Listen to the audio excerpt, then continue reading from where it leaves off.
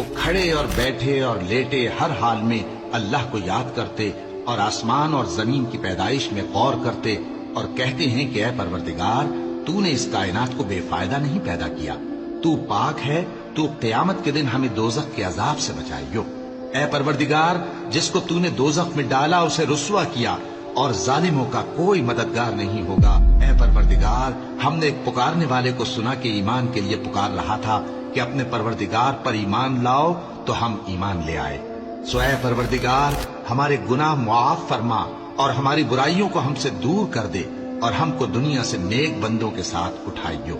اے پروردگار تو نے جن جن چیزوں کے ہم سے اپنے پیغمبروں کے واسطے سے وعدے کیے ہیں وہ ہمیں عطا فرما اور قیامت کے دن ہمیں رسوا نہ کیجیو۔ کچھ شک نہیں کہ تو خلاف وعدہ نہیں کرے گا۔ تو ان کے پروردگار نے ان کی دعا قبول کر لی اور فرمایا کہ میں کسی عمل کرنے والے کے عمل کو مرد ہو یا عورت ضائع نہیں کرتا۔